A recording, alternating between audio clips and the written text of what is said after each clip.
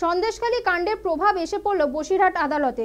আইনজীবীদের ওপর পুলিশি অত্যাচারের প্রতিবাদে কর্মবিরতি পালন করছে আইনজীবীরা।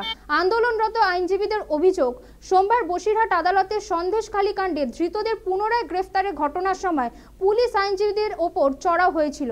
তার পুলিশি অত্যাচারের প্রতিকার চেয়ে এদিন বসিরহাট আদালতে বিক্ষোভ দেখায় আইনজীবীদের একাংশ।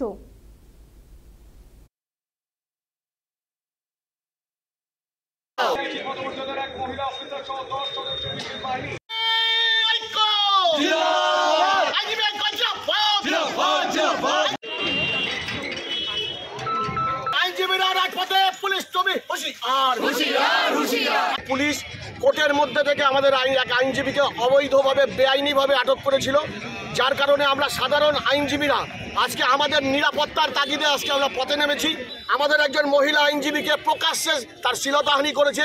আমাদের একজন আইনজীবীকে, যার নাম ভবসিন্ধুকে তারা অবৈধভাবে তার চেম্বার থেকে অ্যারেস্ট করে নিয়ে চলে গেছে। তার যে কারণ, সে একটা কেসে, সন্দেশখালীর একটি কেসে সে আইনজীবী হিসেবে দাঁড়ানোর অপরাধে। পুলিশের এই অত্যাচার আমরা কোনোভাবে বরদাস্ত করব না। আমাদের এই আন্দোলন তারই প্রতিবাদে যে আমরা আইনজীবীরা আমরাই আজকে সমাজের কাছে নিগৃহীত, তাহলে সাধারণ মানুষের আমরা আইনি পরিষেবা দেবো কী করে? এই জায়গায় আমরা সন্দিহান হয়ে